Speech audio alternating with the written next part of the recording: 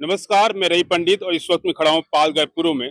और यहाँ पे नगर परिषद चुनाव शुरू है। सभी पक्ष के जो नेता हैं खड़े हुए हैं।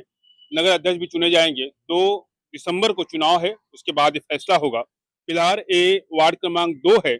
और एक बार ये बोर्ड दिखाइए। यूबीटी शिवसेना उद्धव बाला साहब ठाकरे के पक्ष से यहाँ पे वार्ड नंबर 2 में देवेंद्र भोये खड़े हैं। साथ में प्रीति भानुशाली मैडम भी खड़ी हैं। हम चर्चा करेंगे आखिरकार पालघर में क्या विकास हुआ है, क्या विकास रह गया है, क्योंकि ये जो पूरा चुनाव है विकास के मुद्दों पे ही होगा, वादों पे होगा। जो वोटर हैं उन्हें क्या दिया जाएगा अपना, जब वो चुनाव में अपने प्रत्याशी को चुनेंगे, अपना नया नगर सेवक चुनेंगे तो नगर सेवक उन्हें क्या देंगे। और जो नगर सेवक के अभी उम्मीदवार हैं उन्हें क्या लगता है कि यहाँ पे क्या समस्या है और जीतने बाद यहाँ करना क्या है। नमस्कार, क्या नाम है आपका? देवेंद्र। जीवन जी, ये बताइए वार्ड क्रमांक 2 में यहाँ पे समस्या क्या है? समस्या तो इतनी है कि उसकी गिनती नहीं है। जैसे पानी हो गया, स्वच्छता हो गई, उसके बाद में लोगों को घरकुल का वादा किया गया, वो कभी निभाया नहीं नगर परिषद ने। और ना लोगों को बच्चों को खेलने को प्ले ग्राउंड है। उसके बाद किसी के इतने इतने जात समाज के लोग यहाँ रहते हैं, किसी के समाज का एक समाज मंदिर भी नहीं है। तो ये सब हमारी इच्छा है, ये सब होना चाहिए। जो गए टाइम पे जो नगर सेवक थे, उन्होंने तो कुछ मतलब इसके बारे में सोचा ही नहीं था। उन्होंने खाली बटोरना चाहा, वो बटोर लिया। पालघर एक जिला बन गया। जिला बनने के बाद स्मार्ट सिटी बनने वाला है। तमाम यहाँ पे योजनाएं आ रही हैं। वार्डन बंदर का भी योजना आ गया है। कहा जा रहा है एयरपोर्ट बनेगा यहाँ पे, उसकी प्लानिंग चालू है। जिस जिले के बेस पे इतना बड़ा बिजनेस किया जा रहा है, उस जिले में अगर आप पूर्व में आएंगे, पश्चिम की हालत कुछ और है, पूर्व की हालत कुछ और है। लग रहा है किसी गांव में आ गए हैं, जबकि अभी पश्चिम यहाँ से शुरू हुआ है, यही ब्रिज है। और खत्म होते ही पूरा जो यहाँ पे पतरे के घर और एकदम गांव बस्ती इलाका लग रहा है, एकदम रूरल लग रहा है। तो क्या कहेंगे, ये विकास क्यों रुका, ये विकास क्यों नहीं हुआ? सर, ये विकास तो आपको सामने ही दिख रहा है। जो गटर है आपको दिख रहा है, वो गटर गटर है क्या नहीं है वो नहीं समझ में आएगा। वो आप एक बार गटर दिखा दो लोगों को तो समझ में आएगा ये गटर है क्या नहीं है उसमें। तो ये गटर है और गटर के सामने ही मकान है। इस गटर से तमाम गंदगियां, जो पानी है, जो खराब पानी घर का है, वो उसमें प्रवाहित हो रहा है। ना तो ऊपर कोई आरसीसी का कोई ढक्कन बना हुआ है, ना तो कोई ढकने की व्यवस्था है। बस पानी बहे जा रहा है, उसमें यहाँ पे लोग रहने वाले जिंदगी गुजार रहे हैं। शहर के नाम पे, विकास के नाम पे खुले हुए गटर हैं और ये गवाही दे रहे हैं कि पालघर का कितना विकास हुआ है। और और सर, यहाँ पे जो गटर है, पानी की पाइपलाइन गटर में से गई हुई है। उसमें लोग गटर का पानी पीते हैं कि बीएमसी का मतलब नगर परिषद का पानी पीते हैं। शुद्धिकरण होता है और यहाँ पे पानी पाइप में गटर का पानी घुस जाता है। हमने कितने बार प्रूफ किया है। तो मतलब ये सब चीज पे कभी इनका ध्यान नहीं है। ये सब चीज पे हमको ध्यान देना है। हम इसके लिए हम लोग उपोषण करते हैं, लोगों के लिए भागदौड़ करते हैं, लेकिन ऊपर से सुनवाई नहीं होता। तो जीतने के बाद आप क्या करेंगे? जीतने के बाद ये सब पे अच्छे से हम लोग प्रोसीजर करेंगे। जी। लोग ये जो पहली तो पाइपलाइन जो गटर में से गई है, उसको हम लोग बाहर निकालने की कोशिश करेंगे। लोग बच्चों के लिए प्ले ग्राउंड के लिए अप्लाई किया है। और हम लोग अभी नगर सेवक नहीं है, फिर भी मैंने अप्लाई किया है, मेरे पास प्रूफ है।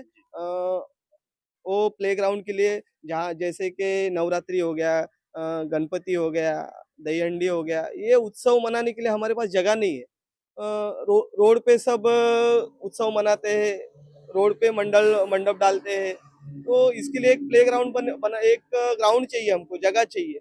अप्लाई किया है, अभी देखते हैं क्या होता है। लोगों के लिए ये सब करने की इच्छा है।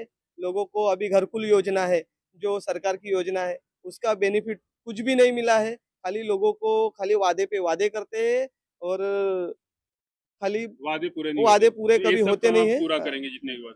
हाँ, जी। ये करने की इच्छा है। और हमको अगर जनता ने चुन के दिया तो इसके लिए हम लोग 101% खरे उतरेंगे। जी। ये देवेंद्र भोये जी थे, वार्ड क्रमांक 2 से, यूपीटी से। हम बात करेंगे प्रीति मैडम से। मैडम नमस्कार। तमाम समस्याएं यहाँ पे हैं। जैसे हमने पश्चिम में वहाँ देखा, और फिर हम जब पूर्व में आए तो हमें महसूस हो रहा है कि शहर पश्चिम में खत्म हो गया अब पूर्व में आते ही गांव शुरू हो गया।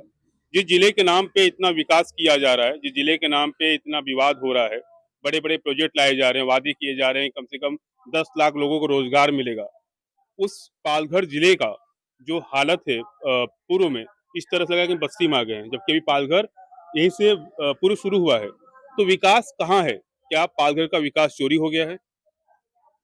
सबसे पहले मैं अपना परिचय करना चाहती हूँ। मेरा नाम है वकील प्रीति भानुशाली और मैं शिवसेना उद्धव बाळासाहेब ठाकरे इस पक्ष से प्रतिनिधित्व कर रही हूँ।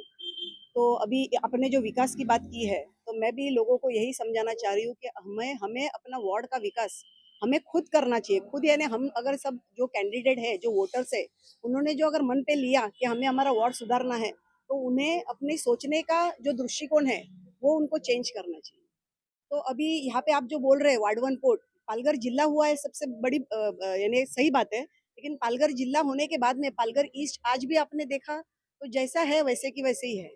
अभी आप वार्ड 1 पोर्ट की बात किया आपने, वार्ड 1 पोर्ट में जो रोजगार मिला है, यहाँ पे आप ईस्ट में जितने भी लोग हैं पूछो ना उनको कि इसमें से कितने लोगों को वहाँ पे वार्ड 1 पोर्ट में रोजगार मिला है। ये क्यों नहीं मिला है?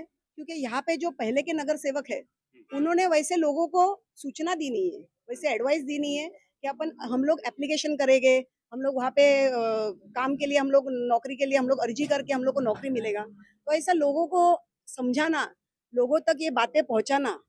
अभी शासन की तरफ से अपने को बहुत कुछ कुछ योजनाएं हैं। तो ये योजनाएं लोगों को अगर हम लोग ने पूछा यहाँ के लोगों को, तो इनको इस योजनाओं के बारे में किसी को कुछ पता भी नहीं है। ये क्यों ऐसा होता है? क्योंकि यहाँ पे जो लोग हैं, वो काफ़ी लोग अनुसूचित जाति जमाती के लोग हैं और उनका पढ़ाई-लिखाई, शिक्षण उनका हुआ नहीं है। तो उस हिसाब से अगर हम उन्हें कुछ समझाना चाहते हैं, तो उनके दिमाग में वो बात जाती नहीं है, क्योंकि उन्हें अभी तक किसी ने कुछ समझाया नहीं है। तो उनको सिर्फ़ एक ही बात समझ आती है, जो अब तक चलते आ रहा है, कि हमें पैसा कितना दोगे आप? 1 वोट के लिए हमें कितना पैसा दोगे? तो अगर लोग अपने आप को बेचना चाह रहे हैं, तो इस वार्ड का विकास कैसे होगा? इस वार्ड का विकास होने के लिए सबसे पहले लोगों ने एक निश्चय करना ज़रूरी है कि हमें पैसा न देखते हुए कैंडिडेट देखो, जो उम्मीदवार है उसे देखो, वो कर सकता है कि नहीं, उसमें उतना कैपेसिटी है कि नहीं, वो देखो, तो अपना वार्ड अपने आप सुधर जाएगा। लेकिन कहा जा रहा है कि इस बार के चुनाव में ऐसा चल रहा है कि नोट नहीं तो वोट नहीं। तो जो पैसे देगा वोट उसको ही मिलेगा। ये भी देखा जा रहा है कई जगहों पे। क्या कहेंगे आप?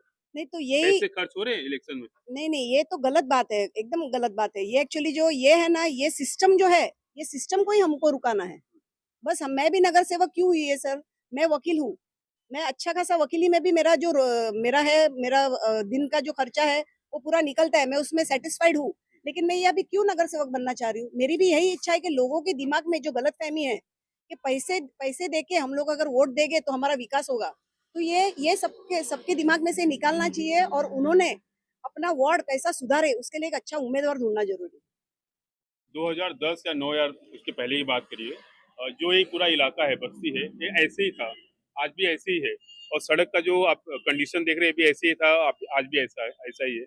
तो विकास तो कुछ हुआ नहीं। तो जो पहले के नगर सेवक या नगर सेविका यहाँ पे थी, माझी, उन्होंने क्या विकास किया और क्या विकास नहीं किया? देखो हम जब भी अभी मैं नगर सेवक के लिए जब भी उम्मीदवार करके मैंने एप्लीकेशन किया, उसके बाद में मैंने सर्वे किया सारे जगहों का। तो लोगों ने यही कहा क्या, मतलब लोगों की जैसी हमेशा की लोगों को मालूम है कि क्या होता है, तो वो भी यही बोल रहे हैं कि आप एक दिन आओगे, उसके बाद में 5 साल तो आप लोग आओगे नहीं। तो यही चलते आ रहा है। तो लोग कैसा है, एक उम्मीदवार है, वो सिर्फ वोट खरीदता है और बाद में 5 साल वो देखता भी नहीं कि क्या चल रहा है। सिर्फ क्या है ना, हल्दी कुमकुम करना, ये कुछ ऐसा डांस का प्रोग्राम करना या किसी को ऐसा बसेस लेके किधर शिरडी लेके जाना, इधर लेके जाना, इसको विकास नहीं बोलते। नगर सेवक का क्या काम होता है? उनको रास्ते बनाना, गटर गटर करना, प्लेग्राउंड है, फिर अपना स्वच्छता रखना, आरोग्य पे ध्यान रखना, प्लेग्राउंड अपना ये बच्चों के खेलने के लिए कुछ और कुछ गार्डन वगैरह कुछ कर सकते हैं। ये सब करने का ज़रूरी है। तो ये सब न करते हुए बाकी सब चीज़ों में अगर हम लोग ध्यान दें तो उसे नगर सेवक की जवाबदारी नहीं बोलते हैं, ऐसा मेरा कहना है।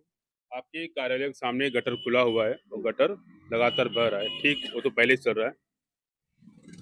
ये पूरा गटर देखिए, पूरा खुला हुआ है। ढक्कन यहाँ पे कहीं पर भी नहीं है आगे तक। आप आपको इस वार्ड में 2 नंबर में आपको यहाँ पे क्या समस्याएं लगती हैं जो आपको बहुत खास तौर पे इसको सुधारना है, और जीतने के बाद आप यहाँ पे क्या सुधार करेंगे? अभी मैंने जो सर्वे किया उसमें मुझे ऐसा पता चला है कि लोगों को शासन की जो योजना है उस योजनाओं के बारे में किसी को कुछ पता नहीं है। एक घरकुल योजना में है जहाँ पे शासन हमें पैसा देती है घर बनाने के लिए।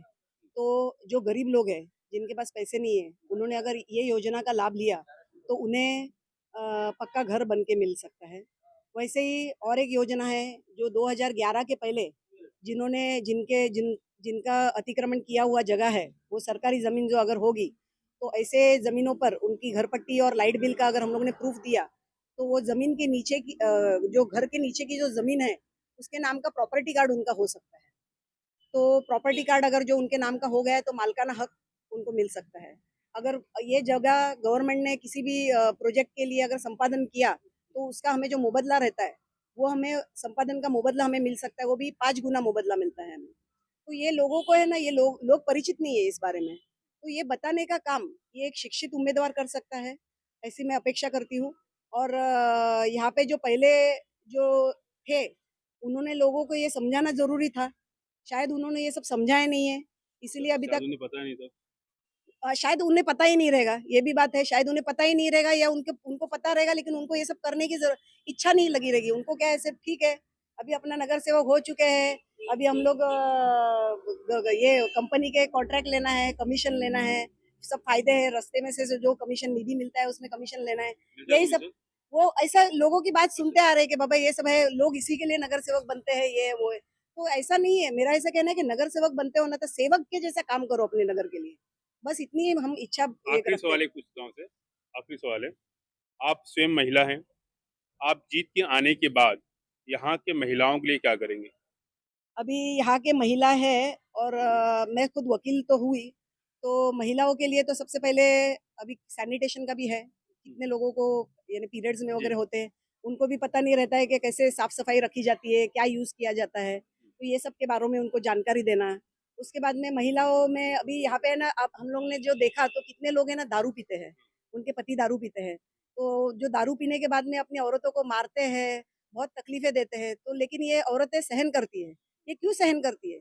मैं तो ये बोलती हूँ कि ये नहीं सहन करना चाहिए। तो इसके लिए डोमेस्टिक वायलेंस का जो है और अपने कोर्ट में हम लोग जाके उनके खिलाफ क्रुएल्टी का केस फाइल कर सकते हैं। तो ये सब चीज़ों में मैं उन्हें मदद कर सकती हूँ। आप कोई चार्ज नहीं लेंगे?